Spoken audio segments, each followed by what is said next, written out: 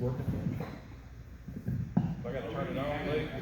It was on. Check, check. I gotta put In my mouth. You gotta eat it.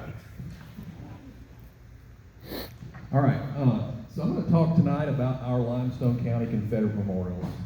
Most of us know that we have more than one. But you know, memorials, monuments, flags, that's why I joined this organization. You know, I didn't know where else to turn when folks started taking them from us. And if we're going to defend them, we kind of got to know the story of ours, and obviously ours is the one here in Athens. So I'll start with a quote. I got this from the UDC's memorials book. There's a special sadness that accompanies the death of a serviceman, but we're never quite good enough to them, not really. We can't be, because what they gave us is beyond our powers to repay. And so when a serviceman dies, it's a tear in the fabric, a break in the whole, and all we can do is remember. It is, in a way, an odd thing to honor those who died in defense of our country, in defense of us, in wars far away. The imagination plays a trick. We see these soldiers in our mind as old and wise. We see them as something like the founding fathers, grave and gray-haired. But most of them were boys when they died, and they gave up two lives, the one they were living and the one they would have lived. When they died, they gave up their chance to be husbands and fathers and grandfathers. They gave up their chance to be revered old men. They gave up everything for our country, for us. And all we can do is remember. Ronald Reagan said that on Veterans Day in 1985 at Robert E. Lee's house in Arlington. Can you still hear me okay? No? All right. I want to start out in 1889, and the reason I want to do this is to kind of lay the groundwork for what people were thinking around here about the war and about the Confederate veterans that led up to them erecting a monument. And so, on the 24th of August, 1889, I believe is when the first major Confederate Veterans reunion occurred in Athens.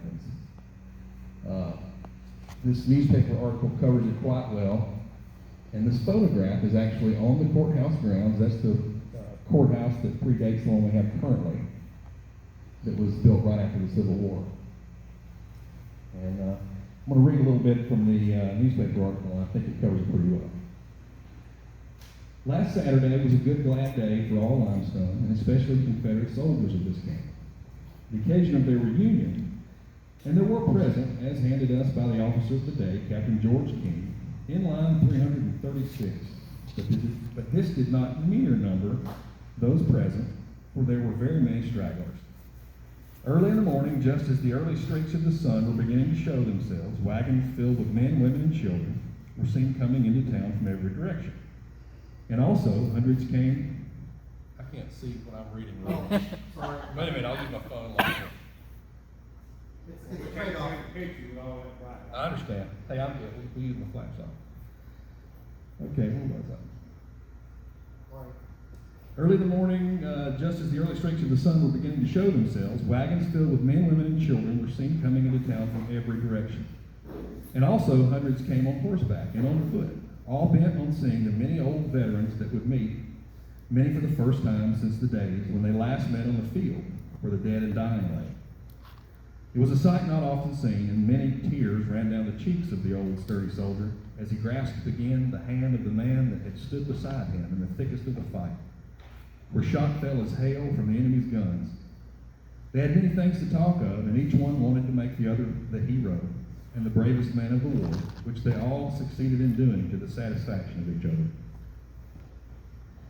At 10:30 the order to fall into line was given by Colonel Gaines C. Smith. And as well as if it had been but yesterday, did they understand what it meant. And they formed a line 2 deep, reaching across the courtyard. And then at the well-known tap of the drum, they took up the line of march and followed the band to the beautiful college grove at the male college grounds, where they were dressed by General Joe Wheeler, who many of them followed through the thickest of the fight. Then following an address by Major E.C. Gordon, and then that great and grand man, General William B. Bate of Tennessee, one of the greatest leaders of the Southern Confederacy, made the old soldiers a speech such as he alone could make. After this beautiful and able address, the immense crowd present were invited to the long tables that were weighted down with the richest and best prepared barbecue meats and all the other things that were needful to such an occasion, and bade to help themselves. And to say that one or any of the crowd went away hungry would, we think, be to tell an untruth. I want to read Senator Bates' speech that he gave real quick, and then we'll move on. He said this: I think you asked me here today, not because my native people have honored me with high office, that may have been from an overweening affection, but because I was a Confederate soldier. I am proud that I was a Confederate soldier. I despise the truckling spirit that is ashamed to stand up and vindicate the rightfulness of our cause. We do not come here today to revive the political issues which led up to the awful years of war, but as men glorying in the consciousness of duty done and conscious of the sacred duty of transmitting to history and posterity the purity of our aims. It is a craven spirit in a nation that fears to love with a surpassing love, its glorious deeds and immortal heroes, and to express that love with all the honor and ardor of honorable manhood. What people, either of antiquity or modern time, can point with greater pride to its renowned battlefields and dauntless soldiers than the Confederate of the Southern States of America? A Confederacy which never put more than 600,000 soldiers in the field. Yet with these brave men held at bay for 4 long bitter years the immense hordes from the North. Look at the federal pension list and you will see with what fierceness you fought. Look at the federal cemeteries and you will realize the death-dealing blows you gave. This history must be preserved in all truth. I like these reunions. I want us to care, now that we are able, for our Confederate dead. You people of Limestone should erect a towering monument on the green sward of your courthouse yard in memory of the brave men who left your midst, in order that future generations may come to its base, learn the history of their forefathers, and reverence that man of glory, the Confederate soldier. One more quick thing from the article that I personally think is kind of cool. They invited Jefferson Davis to come up for the dedication of the monument. Robert A. McClellan reached out to him, and he replied that he was not able to attend. Here's his short note. Beauvoir, Mississippi, August 13th, R.A. McClellan, Esquire. Dear sir, accept my thanks for your gratifying letter of the 13th instant, in which I learned that the Confederate soldiers of Limestone County proposed to put fresh fuel on their campfires on the 24th instant. I regret that it will not be practicable to accept the invitation to be with them on that occasion, but I tender to them assurance of my sincere approval of the effort to extend the spirit which bore them nobly under every sacrifice to the children of their comrades, living and dead. You know, I think it's interesting that a lot of these people are talking about teaching the kids why they did what they did. You hear that continually. All right. So moving forward, so this photograph, it's a little unclear if it's actually from the 1889 reunion or possibly earlier. I think general consensus, and somebody correct me if you know otherwise, is that it is in fact the 89 reunion. But the family that brought it to the archives apparently thought it was from 1880, but it's from the time frame. And it's definitely a Confederate veterans reunion. We'll zoom in on the men in the photograph here. This is on the far left, and I really like this image because you can see these men's faces. I spent a lot of time looking for my great-great-grandfather. I haven't found him. He may be not there, maybe just blurry, but I love that about this picture. As we scroll to the right, you can see these men in the middle. I'll draw your attention to this fellow. This fellow here, he's holding a staff of some sort. And I only noticed that after we zoomed in on this. These are the men on the far right. And back to that fellow holding the staff. Well, it turns out he's holding the 3rd national flag of the Confederate States of America. And if you look real close, there appears to be some writing on it right there that may come into play directly. So in early 1906, the local UDC chapter decided that Limestone County needed Confederate soldiers memorial. Jerry Ragsdale of Pulaski, Tennessee, was in town that fall, erecting a monument for Robert Beatty Mason. And this is a picture of Mr. Mason's grave. It's one of my favorites at the cemetery. Mr. Mason's daughter, Mary, was actually the president of the UDC at that time, the Johnson chapter.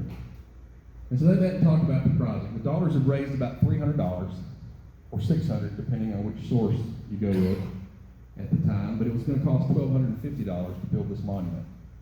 And adjusted for inflation, that's roughly $38,000, probably a little more than that based on what we've seen happen in the last 6 months around here.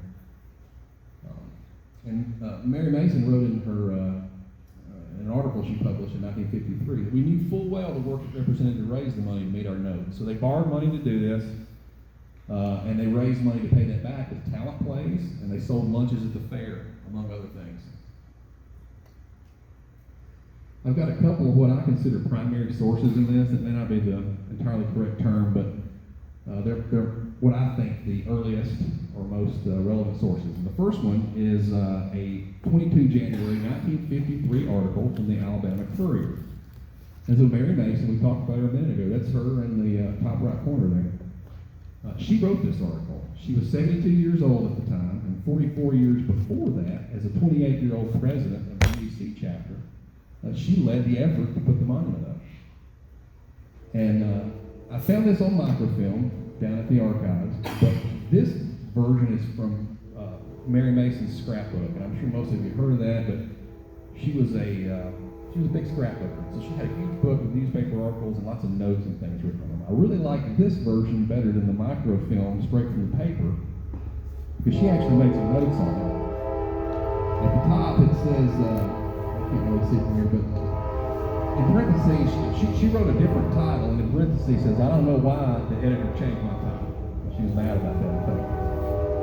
There's also a little story down here about one of their fundraisers at the fair when they were selling lunches, and it just indicated that a hornet bit somebody, and she added to that, said that was me, and Mr. Billy Bridgeforth put a plug of chewing tobacco on it to make it feel better. So it adds a little personal touch to it, you know. Yep. The other one that I'm referencing pretty heavily is the July 1st, 1909 Limestone Democrat. So this was the first paper after the dedication occurred of the monument, and it's got a pretty detailed story about it in there. It talks about all the people that were there, and there's a long speech that was given by Mrs.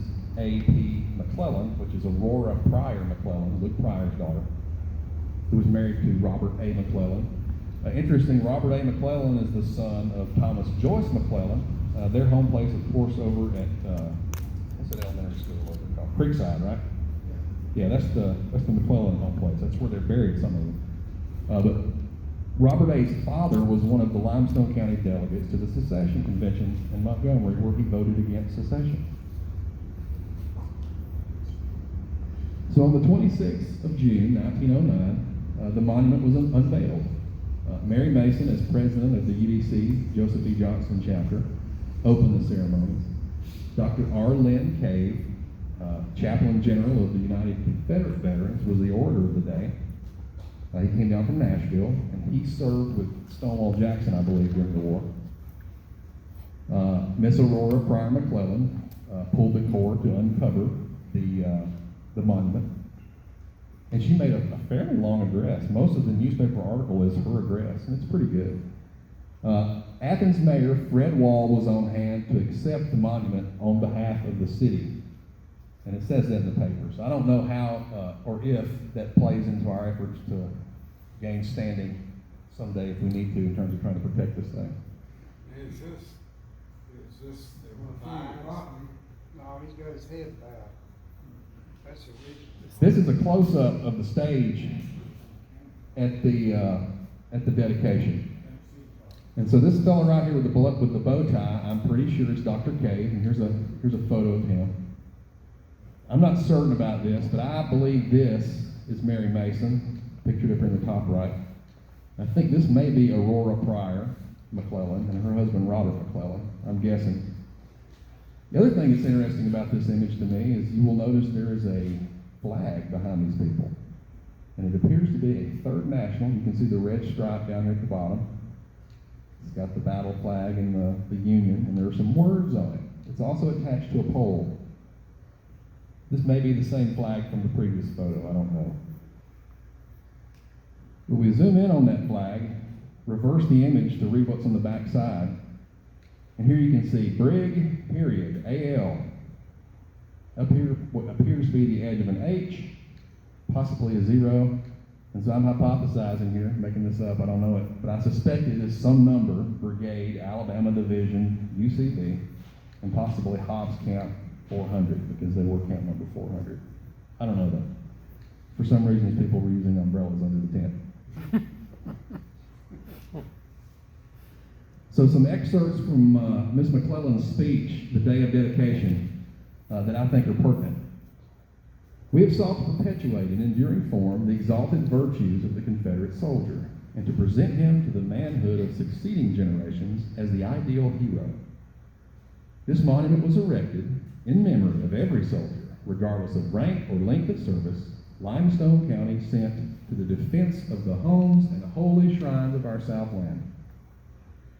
It is not a tomb, but a messenger in reverential attitude, with the smile of quenchless youth on his lips, and animate with quenchless spirit of the Confederate soldier. I empty upon it the chrism of our gratitude and tears, and bless the message it carries to the future. I now commit this monument to you, our most worthy mayor, as the custodian of the sentimental and historic, as well as the civic interests of our city, one who will appreciate its value and commend its lessons to the younger patriots of our town and county.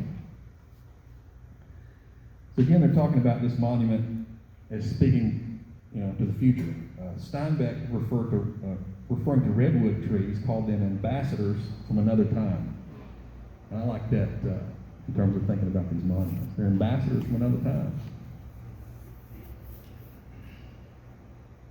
So they placed it in the street at the intersection of Market and Marion, so that folks on the passing trains can see it. A sort of eighth wonder, in Miss Mason's words. And so to get an idea of what the other 7 wonders are, we have the Great Pyramid of Giza, the Hanging Gardens of Babylon, the Temple of Artemis at Ephesus, the statue of Zeus at Olympia, the Mausoleum at Halicarnassus, the Colossus of Rhodes, the Lighthouse of Alexandria, and the Limestone County Confederate Soldiers Memorial. Here, here. The base was granite, and it was made in Pulaski, Tennessee by Jerry Ragsdale, the fellow that they dealt with to get this thing built. The white marble statue was sculpted in Italy and shipped to Athens, and a large circular concrete curb surrounded it. Cannonballs were arranged between the base and the curb, and the cannonballs present somewhat interesting side story. We'll jump into that real quick. So apparently these cannonballs were found in a well. Let me just read from Miss Mason's article. She says about those cannonballs.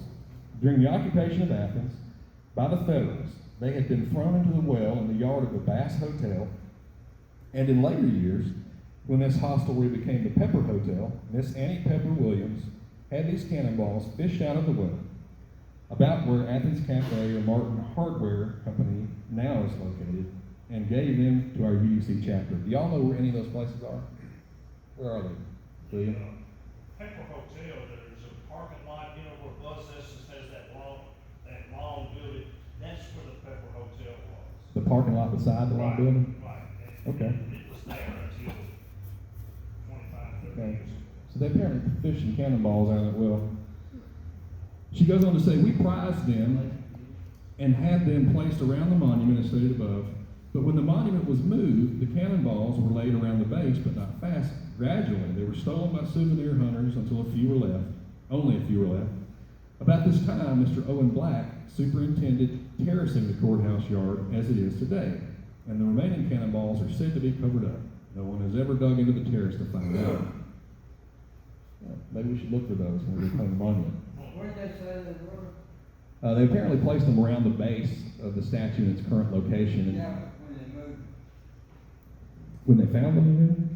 Oh, okay, so they were originally around the base of this location, right? They were inside that concrete circle, all right? What happened? Well, when they moved the statue to the courthouse grounds out of the street, they were moved with it. And then possibly buried. Some of them were hauled off by people that were. The tell is that they were put in a whale over on behind. Okay. Can that be enlarged? Like right now, or? Well, right now, I mean, Those false hotels up on Washington. that's the Pepper Hotel. East of what, east of west. No. But that can't, you can't enlarge that right there. Okay. New relation, east. So they also put bluegrass around the base of this thing. You can see it growing pretty thick in this image. And they put an iron fence up eventually, which was torn down because folks hitched their horses to them. And so that disappeared. I also want to draw your attention to the keep off the grass sign at the base of the fence. So here's a close-up of the 1909 statue. This is the original statue installed when it was first put up. It's a young Confederate soldier with his rifle, his hat in hand, haversack and canteen over his shoulder. His head is bowed. There is a stump behind him that's obviously there for structural support for the statue. That's pretty common. Let's look at the base a little bit now. So the 1909 monument base, the far left image is the image we've already seen from the day it was put up. And if you look at it, the flag's obviously on it in 1909. You can't really see it here, but you can actually make out this wording on the monument. There's some wording there which matches the northwest face, ennobled by triumph, exalted by defeat. What you don't see is this. It says Thomas H. Hobbs, camp number 400, UCB. That's not readily apparent in the 1909 image. Here it says Confederate soldiers of Limestone County, I believe. But that is there. So this is interesting. This is not there in 1909. The other two faces of the base, we have a quote on the southwest face. The knightliest of the knightly race, who since the days of old have kept the lamps of chivalry alight in hearts of gold. And then the southeast face, in memory of Limestone's sons, this monument is erected by their survivors in the Joseph E. Johnson Chapel, UDC, 1909. One thing you'll notice if you look at this closely is that the font is a little different on these two inscriptions. These are smaller, I think, than that when you look at them at the same time. So we'll get to that, why that is there and looks different shortly. So what does that quotation mean? Well, it's the first line of a poem called The Virginians of the Valley. It was written by Francis Horry Tickner. It's often misattributed to Timrod, but Tickner wrote it. So let's just read it real quick. I'm not much of a poetry fan, but I kind of like this one. The knightliest of the knightly race, that since the days of old have kept the lamp of chivalry alight in hearts of gold. The kindness of the kindly band that rarely hating ease, yet rode with Spotswood round the land and Raleigh round the seas. Who climbed the blue Virginia hills against embattled foes and planted there in valleys fair the lily and the rose. Whose fragrance lives in many lands, whose beauty stars the earth and lights the hearts of happy homes with loveliness and worth. We thought they slept, the sons who kept the name of noble sires, and slumbered while the darkness crept around their vigil fires. But I, the golden horseshoe knights, their old dominion keep, whose foes have found enchanted ground, but not a night of sleep. So he wrote this during or after the war. It does not predate the war. What is Spotswood? What is Raleigh? What is Golden Horseshoe Knights? Now, let me add this. When we were at the courthouse, or at the county commission meeting a few months back, just in there to say our piece, there was a young man that came in, and he quoted the first line of this and questioned that. You know, the mere fact that the word race is used in it is problematic to him. But if you read it, there's really no negative connotation to it. It's just talking about the people that came over here from England, you know, the Anglo-Saxons and the Celts that settled Virginia. And anyway, let's get to these three terms. So Spotswood refers to Alexander Spotswood, who was a British Army officer and explorer and Lieutenant Governor of colonial Virginia, who is regarded as one of the most significant figures in British North American history. Sir Walter Raleigh was an English statesman, soldier, spy, poet, explorer and landed gentleman, one of the most notable figures of the Elizabethan era. He played a leading part in English colonization of America, suppressed rebellion in Ireland, helped defend England during the Spanish Armada, and held political positions under Elizabeth I. And the Golden Horseshoe Knights, that refers to the Knights of the Golden Horseshoe Expedition, which is also called the Transmontane Expedition, which took place in 1716 in the British colony of Virginia. And Alexander Spotswood, the guy we mentioned previously, led that expedition. And so it was a number of prominent citizens in that Tidewater area of Virginia, and they traveled inland into the unknown areas and explored it for a couple of weeks. And when they came out, Governor Spotswood presented each of the men that accompanied him with a golden horseshoe. The accounts I've seen said it would fit in the palm of your hand, and it was encrusted with some diamonds. Supposedly each of those men got a golden horseshoe, and that's why they were called Golden Horseshoe Knights. Let's talk a little bit about our predecessor, the Thomas Hobbs Camp number 400, United Confederate Veterans. Last time I gave this presentation, I didn't know when Camp 400 was founded, but we've since figured that out. So this newspaper article from the 23 September 1893 Limestone Democrat. The Confederate veterans of this county completed their organization of Camp Thomas H. Hobbs last Saturday. It is well that these men should form themselves into a social body, keep alive the tender memories of the lost cause, and to leave for future generations some record of themselves who formed a part of that army, whose achievements are the admiration of the world. Peace be with them. And so if you go back to last Saturday from 23 September, that is the 16th of September, 1893, which was coincidentally 128 years ago today. Also see the Hobbs Camp show up on the list in the January 1894 Confederate Veteran Magazine. So that checks out. So Hobbs Camp was started in September 1893. Just for interest, I found this in Mary Mason's scrapbook. This is actually Hobbs Camp 400 in 1895 at their annual barbecue. It says it's at Campground Spring near Athens. Anybody know where that is? Where? Campground Spring. Campground Spring. Well, why wouldn't that be the Big Springs? Because, well, it was used as a campground by the settlers prior to Athens being incorporated. Can you hear me clearly on this, or am I like blurred? Okay, just making sure. I may be slurring my speech. I'm not speaking right. Do they have those pictures at the archive? I've only seen this picture in Mary Mason's scrapbook. Oh, okay. The one before though, 1880. Yeah, that is on the internet. That's available digitally on their website. Sure is. All right. So that same edition of the paper recorded the minutes of the first meeting of Hobbs Camp. And to the right is the minutes book that's in the possession of the Limestone County Archives. But real quick, let's look at what they did at the first meeting of Hobbs Camp. They elected E.C. Gordon commander. C.W. Reisler was first lieutenant commander. George C. King, second lieutenant commander. J.E. Lodgewood, third lieutenant commander. Thomas J. Turrentine, treasurer. Ben Sowell, secretary. J.G. DeMint, adjutant. Who is that? Thomas Westmoreland, Theo surgeon. Westmoreland. Why don't we have a surgeon, Lee? Theo Westmoreland. Theo, okay. I mean, yeah. Most of those men buried in the cemetery. Yeah. So anyway, a lot of names that I think we all recognize. I think this is interesting too. Let's see. Yeah. On motion, a committee of 3 consisting of Thomas J. Turrentine, R.B. Mason, and B.M. Sowell was appointed to select a place to store historical records and relics of the Confederate soldier. Wonder where that was. So anyway, the record book on the right's in the archives. And when you open it up, the first... So, what? I wonder where they got that book.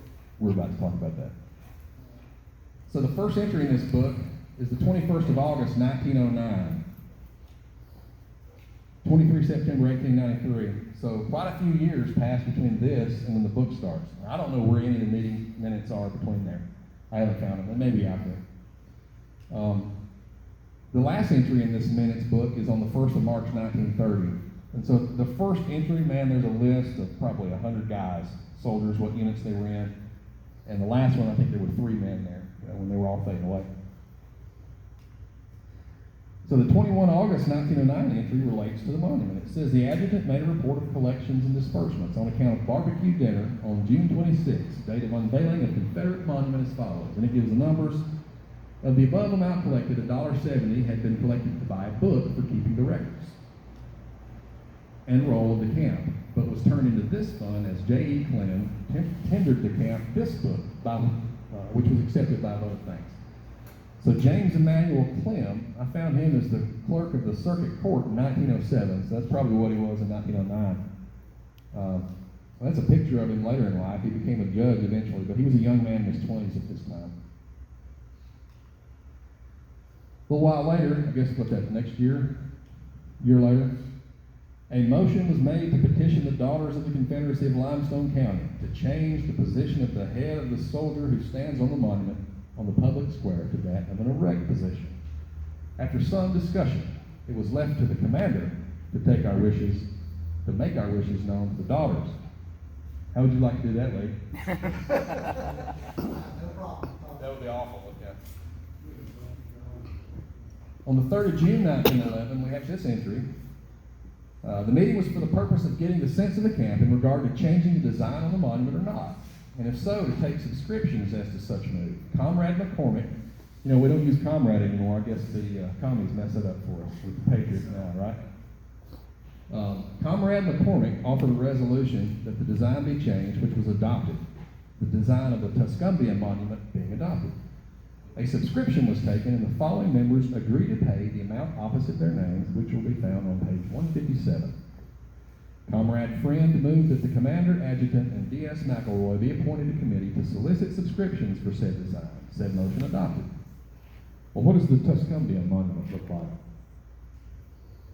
Looks like that. It was put up in 1911. This was June 3rd, so, it'd been up probably 3 to 6 months when this meeting was held. If you compare that to the 1909 Limestone monument, they're very different. They convey different feelings. The Limestone monument conveys sadness to me. And the 1911 one, you can see a little sadness in that guy's eye, but he's still got his head up, staring down the Yankees. And so this quote to the right is from Mary Mason's 1953 article. She said, "Then came the real shock. The old soldiers had never liked that statue with his head hanging down. One of them said, quote, 'He looks like we was whipped, but we know we wasn't. It just about made us sick.'"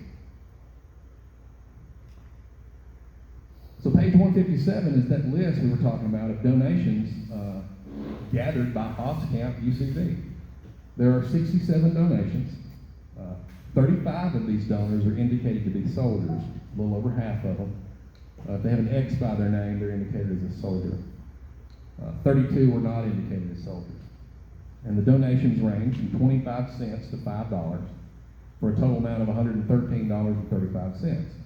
And it looks like 5 of these may be duplicate donors, which would shift all that to a 50-50 split and make $6 the highest individual donation. But some of the people that I think may be of interest on here are Judge George Malone, who was a son of a Confederate soldier, Dr. J.A. Pettis, who was a Confederate soldier, Mrs. J.C. Gordon, wife of a Confederate soldier, J.E. Horton Sr., who was a Confederate soldier. He gave $5. Now, he's also the father of J.E. Horton Jr., who's memorialized on the square in that big bronze statue for his role in the Scottsburg Boys case. His father was a Confederate soldier, and his wife is the granddaughter of Thomas Hobbs, a Confederate soldier. Yet he saw to it that those boys got justice. Apples don't fall far from the tree, usually, I say. This fellow on the left here is Thomas Macklin Hobbs. That is Thomas Hobbs' son. He contributed some amount of money to purchase the new statue. And he asked if he'd be able to select an inscription for the new statue. And so the Tickner poem was chosen by Macklin Hobbs. It was added in 1912 when the statue was changed. And I believe that the Thomas Hobbs engraving was also added because Hobbs Camp raised some amount of money to go toward that statue change. But there was a problem. The 22nd May 1912 edition of the Athens Courier says that information has been received by Mr. Ragsdale Pulaski, who erected the Confederate monument here, that the figure to take the place of the figure surmounting the monument has arrived in New York, but the bill of lading was on the ill-fated Titanic and went to the bottom with the ship. As soon as the duplicate arrives, the figure will be shipped to Athens, and it's hoped that it will be ready to be placed in position in early June, the exact date to be announced by Camp Hobbs. The statue was shipped from Naples, Italy. So again, if the date's to be announced by Hobbs Camp, it kind of tells me that Hobbs Camp was running the show for swapping the monument out, the statue rather. Wait a minute, what went down with the ship?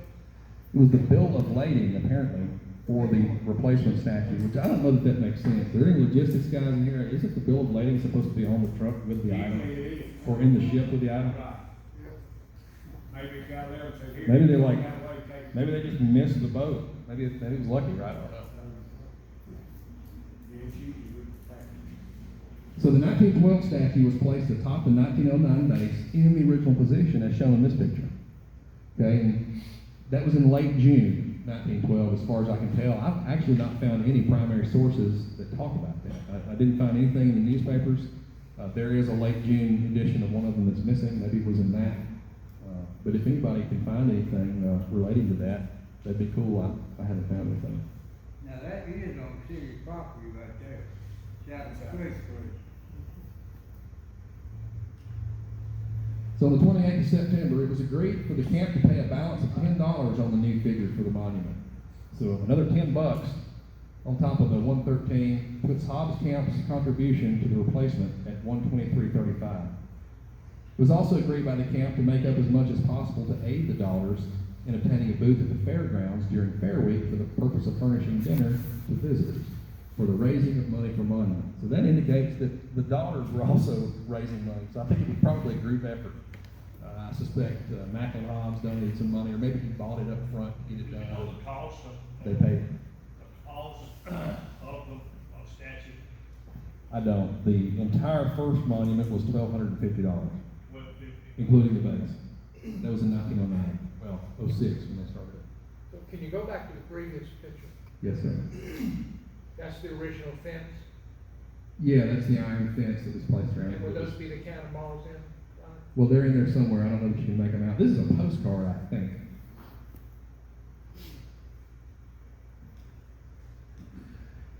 So in 1918, the courthouse was replaced with the one we all know and love now. And from Mary Mason's story, it wasn't long before the city fathers paved the square and said the monument was definitely in the way. It was, but before we could do a thing about it, they yanked it down and set it up in the courthouse yard. And that's Miss Mason, she was there. So today we have the 1912 statue on the 1909 base. And of course, the 1909 statue went to Confederate Circle. Macklin Hobbs took care of getting it moved over there. Apparently was involved in the base stone that was placed under it. And there was also an urn placed there with an inscription on it, which I'm not sure is the urn that's still there today. I can't find an inscription on the existing urn, so I don't know if the old one was stolen or destroyed or replaced. Does anybody know?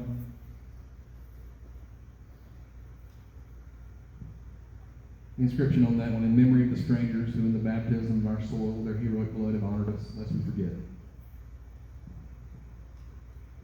Hobbs Camp SCV back in April of 05 placed this because the wording, the names of the soldiers buried in that circle was difficult to read, and this just makes it easier to read. How many of y'all were involved in that?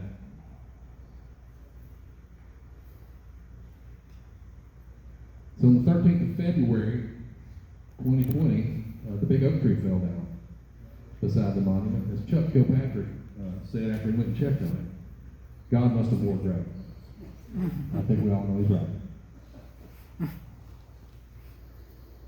George Floyd was killed on the 25th of May, 2020, and 2 weeks later, this popped up. A group of Athens citizens, or former citizens, one of whom is a young lady named Adeline Burkhart, started a GoFundMe account to pay the $20,000 fine to move our memorial. To date, there have been 179 donors, totaling $12,529, but there hasn't been a donation in a little over a year. But their side of the story is this. Limestone County's Confederate Memorial Statue was dedicated in 1909, 44 years after the Civil War ended. These statues and memorials popped up all around the South during the Jim Crow era. These statues were meant to serve as a threat to the black community. Well, I don't know about y'all, but I read the articles, I read the story people wrote at the time, and I don't recall anything about that. And so I just say that's not true. They have no evidence to support that. Market propaganda. On June 15th, we heard that these people were going to talk to the county commission, so we kind of rallied the troops, and several of us went down there. Rod, you were there, if I recall. Garth Lovern, here's a picture of Garth speaking. I said a few words. Can't remember who else was there. Anybody here today? That's right, John, you were there. Garth pitched the idea of, hey, let's not tear anything down, let's add. Let's build on this, right? He pitched the idea of, possibly a monument for the U.S. colored troops that were from around here, the 110th, 111th. He worked that pretty hard for about a year, and it kind of petered out. Didn't get a lot of interest from the locals. On the 30th of January this year, after the Madison County monument had fallen the previous October, a bunch of folks started protesting on the corner there. We actually went out and counter-protested them peacefully one day. They kind of petered out and gone away as far as I know. So let's talk about other monuments on the square. Richard Christensen always brings this up when we are having these discussions about, what points can we make to try to get these people to leave our monuments alone. And there's a bunch of other ones on the square. They're not all related to the Confederacy. This one obviously is. But this was put up by the ND Forest chapter of the UDC, who I think was over in the Mooresville area at the time. And it commemorates the surrender of Wallace Campbell to General Forrest after the Battle of Athens. That was installed in 1907, and it's actually visible in the 1909 Soldiers Memorial dedication. I didn't point it out, but you can see it in the same spot it is now, as far as I can tell. We have a monument to the Limestone County Vietnam veterans. One of them's got my last name, my cousin Fred. We got one to the Marine that was killed at the Beirut barracks bombing, William Ellis Winter, in 1983. And then there's an Afghanistan and Iraq memorial that's got two names on it and space for another. I'm hoping that never gets filled. I guess we're pretty much done with that. There's a monument for the fallen firefighters. There's a monument for fallen police officers. The old courthouse bell, Judge Horton. And so I just don't see taking ours down. It's a place where we memorialize a lot of folks, and even if they don't agree with us on whether these people should be memorialized, I don't think that gives them the right to take it from us. I like to close with Thomas Hobbes' journal entry, the day they left Athens for Virginia. If I can, it moves me to tears sometimes. A very sad day, and one which impressed its sadness on the most thoughtless of the company. I was very busy making the necessary preparations, in which I was greatly assisted by Paul and Townsend. I took leave of Ma and Ann at home. They were greatly cast down, and Ann seemed barely able to bear up. For myself, I feel that nothing but an imperious sense of duty could justify my leaving home at this time.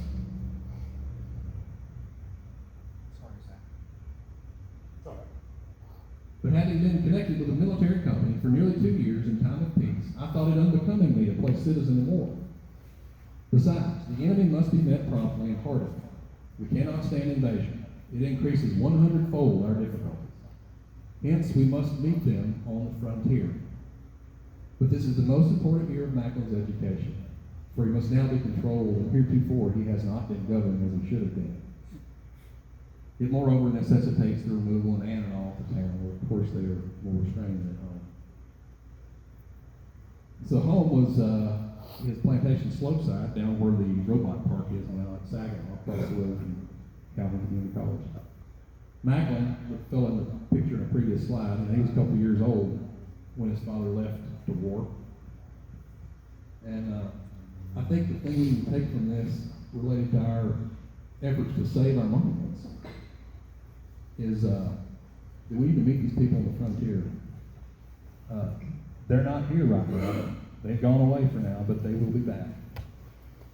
And eventually, probably will not have a monument law to protect this monument. We're going to have to defend it on its own merit. If they follow the law, we've seen it broken in Huntsville, Decatur, Mobile, and Birmingham. With virtually. Says he was connected to a military unit for 2 years. What unit would that have been? They formed a little cavalry troop, I believe, a couple of years before the war, in which were training as militia, is my understanding. I read that they formed it after a barbecue at Mooresville or something of that nature. They called themselves the Limestone Troopers. And when they got to Virginia, they were assigned to Company F, North Alabama. So that's all I got. That's the monument story. If you got any questions, I'll try to answer them. Zach, did you see anything about when they were making the changes? The Ragsdale, was it the same person that made the changes, or did they ask somebody else to do, you know? They got the replacement monument from Ragsdale, so it's the same guy. So I assume it was the same process. So it was a whole new monument, not just a change. They changed the statue atop the base. Okay. Right. That makes sense. So it's a granite base with a marble statue. The old soldiers didn't like the bowed head. Right. So they just swapped that out, took it to the cemetery. Was the second one made in Italy also? Yes. Wasn't that, statue, the first one up there, put up there with bowed head in reverence of the Confederate dead? But later on, they decided that they didn't want to care because he looked like he Yeah. had dead. I think that was the intent. If you think about it, the ladies put up the first one, right?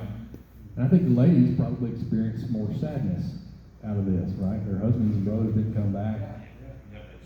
Where the men were, grumpy men. Zach, Sir.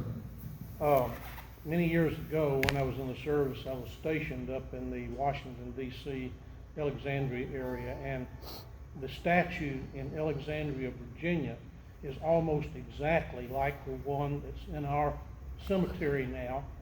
And it was still standing in those days, and he was facing south. And the idea was that he was facing south, remembering in reverence his brothers to the south. Yeah. With a bowed head. With the bowed head. And it looked almost exactly like the one that used to be on the square. Where was that, Ron? Alexandria, Virginia. And where in the town? Well, it was in the old town, right down in the middle of town, in the old town. In the middle of the street, wasn't it? Yeah. Yeah, I've seen it before. It's probably not there anymore. It's a couple years ago. Hey, Marjorie's here. I want to thank Marjorie. She did a little research and found some of this stuff. So thank you for that, Marjorie. Very helpful. I tell you, one thing I could use, or that we could use, this is really kind of trying to build the case for how we defend this thing when the time comes. This coming. They're going to be back. And so we've got to know everything we can find out about it. I would love to find UDC records, about expenses, what they paid, anything that's in the UDC archives would be great, but I don't know how to get that. So if anybody does, you're interested, I think that would be a good project. The talk was at one time, all those records that belonged to the UDC, that the lady that the records were in her possession, and she passed away when the UDC wasn't meeting during that time. And I think the tale was that some of her kinfolk or her daughter or something, they threw all that stuff out when they cleaned the house out. And somebody came by and got a lot of the records that the sheriff threw away, and that's the records we have today. We don't have all of them. Where are those records? I've heard that. I don't know. Where are those records? Huh? Where are those records that we have today? Probably in the possession of the UDC here. In the log cabin? I think most of that stuff's been taken out of the log cabin, is in the